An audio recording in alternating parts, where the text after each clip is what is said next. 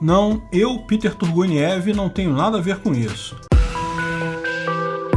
Esse é o Visão Libertária, sua fonte de informações descentralizadas e distribuídas. O princípio da incompetência de Peter tem esse nome devido a seu autor, o canadense Lawrence J. Peter. Peter, neste caso, é um sobrenome, e ele lançou em 1969, em conjunto com o dramaturgo Raymond Hull, o livro O Princípio de Peter. O livro fez bastante sucesso porque, embora a ideia seja bastante simples, ela faz sentido no mundo todo. E, na prática, vemos ela acontecer em todos os lugares que são guiados por hierarquia. O curioso do livro é que ele foi lançado como uma piada. Era um livro humorístico, que fazia troça com livros de administração da época. Porém, quanto mais as pessoas pensavam sobre o assunto, mais elas percebiam que, caramba, o cara tá certo. O princípio de Peter existe de fato. No final, muita gente considera tal princípio de forma séria, porque sim, embora a intenção dos autores fosse humorística, eles acertaram uma ideia válida, encontraram o problema que, de fato, é comum em todas as hierarquias. Enfim, é um livro único, mérito da ideia original dele. A ideia de que toda carreira no trabalho acaba em incompetência. Sempre que se trabalha em ambientes hierárquicos, uma grande empresa, no governo, militares, você vai acabar a sua carreira sendo um incompetente. Quer entender? Vamos lá, vamos entender a ideia do Peter. Ele traça 3 princípios básicos. Ele começa com a constatação básica de que todos nós temos nossas qualidades e defeitos, óbvio. Embora exista sempre a possibilidade de aprendizado e, portanto, de você melhorar a sua qualidade e mitigar os seus defeitos, existem limites a isso. Existem, por exemplo, pessoas que nascem com excelente capacidade natural para a música, pegam um instrumento e aprendem a tocar quase que sozinhas, sem qualquer esforço. Outros têm dificuldade. Isso não quer dizer que não consigam aprender a tocar. Se esforçarem, podem aprender e chegar a ser ótimos músicos, mas quem tem facilidade sempre terá vantagem. No final, se investir, vai chegar mais longe. Isso vale para qualquer habilidade humana.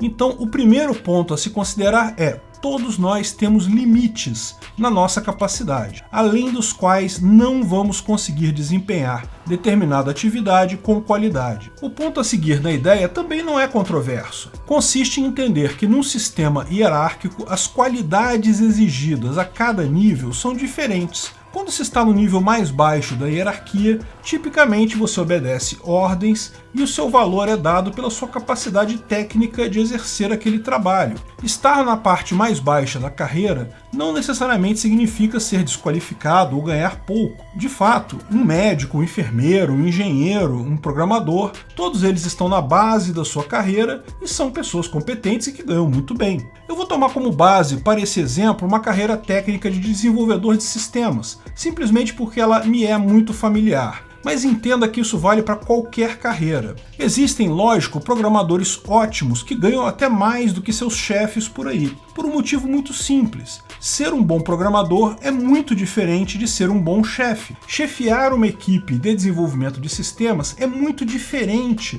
de ser desenvolvedor de sistemas. O chefe do desenvolvimento pode, algumas vezes, até ser chamado a tomar decisões técnicas. Vamos pelo caminho A ou pelo caminho B no desenvolvimento do sistema. Mas a maior parte do esforço dele é no sentido de gerenciar a equipe, resolver conflitos, negociar salários, cobrar produtividade. Isso não tem nada a ver com o desenvolvimento de software em si. Num estágio acima da chefia, a diretoria de tecnologia está mais preocupada em brigar por orçamento, mostrar serviço, fazer propaganda da área, fazer política. É um nível totalmente diferente de conhecimento do que a chefia. E isso é válido para todas as profissões. O advogado em uma empresa se preocupa principalmente com o trabalho em si, com o direito, com as causas. O chefe dele até pode ser chamado a dar pitaco em um caso ou outro, mas o seu dia a dia é totalmente diferente, consiste justamente em gerenciar a equipe, contratar ou demitir pessoas, controlar produtividade, resolver conflitos. O diretor, por sua vez, foca em vender o departamento, ganhar mais orçamento, projetos para o futuro. Assim acontece com cada profissão em qualquer grande empresa. Então, o segundo ponto para entender o princípio da incompetência do Peter é entender que, quanto mais se sobe numa carreira, o tipo de atividade que se desempenha é totalmente diferente do nível anterior. Não é uma transição suave, são degraus enormes em que tudo muda. O terceiro ponto-chave para entender o princípio da incompetência do Peter é a tendência natural de promover os melhores de uma equipe. Tradicionalmente, quando as empresas precisam de um novo chefe para uma equipe, elas vão buscar exatamente dentre os melhores daquela equipe. Esse tipo de opção tem suas justificativas óbvias. A possibilidade de promoção para um cargo de chefia é um importante incentivo para os funcionários se dedicarem mais. Além disso, ter um chefe que conhece a equipe, que está acostumado com a prática da qual o trabalho é feito pelos subordinados, vai ajudar ele a entender exatamente os problemas e capacidades destes. Se for um chefe bem escolhido,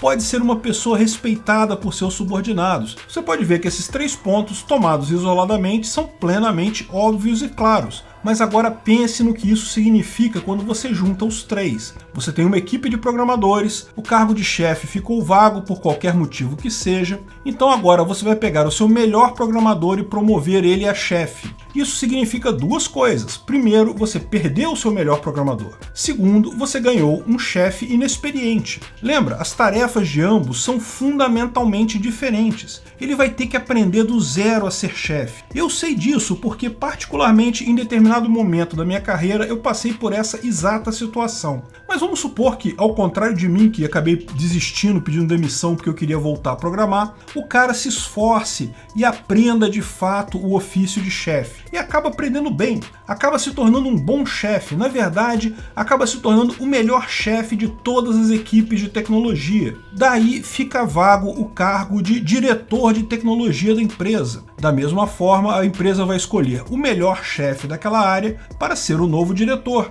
Novamente, ela perdeu o melhor chefe que tinha e ganhou um diretor inexperiente. Lembra, o trabalho do diretor não tem nada a ver com o trabalho do chefe. Ele vai ter que aprender novamente todo um novo conjunto de habilidades. Vamos supor que dessa vez ele não consiga isso. Ele acabe desistindo, vire um diretor medíocre.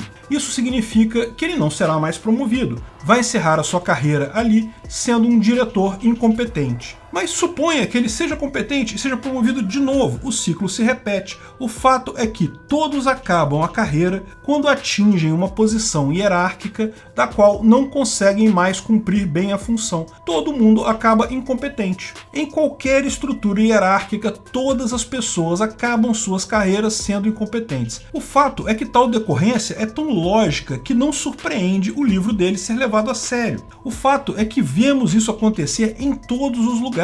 E veja, existem até mecanismos já institucionalizados para evitar isso. Por que você acha que a carreira nas Forças Armadas é dividida entre oficiais e praças, né? Quem faz carreira como praça só pode chegar até suboficial. Quem faz carreira como oficial já começa como aspirante oficial. É justamente uma forma de injetar sangue novo no meio da hierarquia, desenvolvida ao longo dos anos, porque se fosse fazer a promoção natural, haveria muita incompetência demais. Você pode perguntar também, por que simplesmente não demitir o chefe ou o diretor incompetente? Pelo simples fato deles terem feito parte da equipe e terem sido promovidos justamente por serem os melhores, para gerar incentivo para as pessoas que estão na base se esforçarem mais. Se eles forem demitidos, embora tenham sido ótimos peões, isso pareceria traição. E lógico, embora não seja impossível empresas demitirem tais pessoas, elas resistem a fazer isso, porque isso geraria falta de incentivo no pessoal que está na base. O fato é que todos os incentivos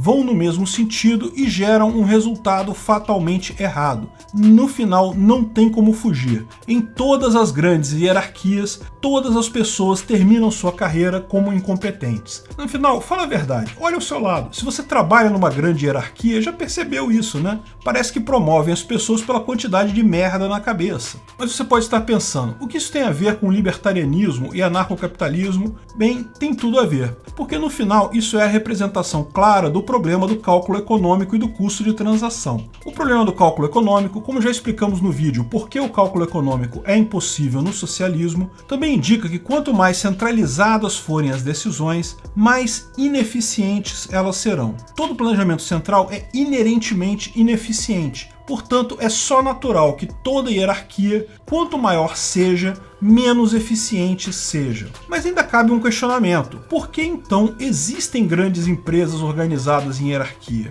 Ninguém obrigou a IBM a ser uma grande empresa ou a Microsoft a ser uma grande empresa. Elas estavam no livre mercado, poderiam se organizar de qualquer forma que fosse. Por que elas acabam se organizando em hierarquias? A resposta para isso pode ser encontrada no trabalho do Ronald Coase, The Nature of the Firm, em que ele afirma que é o custo de transação que causa isso. Nesse estudo clássico dele, de 1934, ele mostra que existem custos de transação que fazem com que, em determinada situação, seja melhor uma hierarquia ineficiente do que um livre mercado. Explicamos esse conceito no vídeo Por que o Estado vai desaparecer. Só que, no final, as conclusões dele dão conta que isso depende da quantidade de informação. Se existe muita informação na sociedade, informação ampla e acessível, as hierarquias ficam terrivelmente ineficientes, ao passo que redes descentralizadas se tornam muito mais eficientes. Quanto menos informação você tem na sociedade, mais eficientes são as hierarquias em relação às redes descentralizadas. No final das contas, a grande revolução que estamos passando agora é justamente a revolução da informação ampla e disponível. E é justamente por isso que todas as hierarquias, inclusive as militares e de governo, tendem a virar pó. No final, o Estado acaba virando uma grande estrutura de incompetentes caros, como, olha só, é exatamente o que nós vemos por aí. A alternativa a isso é clara e simples, são as aplicações descentralizadas, mais baratas e eficientes. No final das contas, a economia aponta o caminho certo, o anarcocapitalismo. Obrigado pela audiência. Esse artigo foi sugerido por servidor público do Ancapistão, escrito e narrado por Peter Turguniev.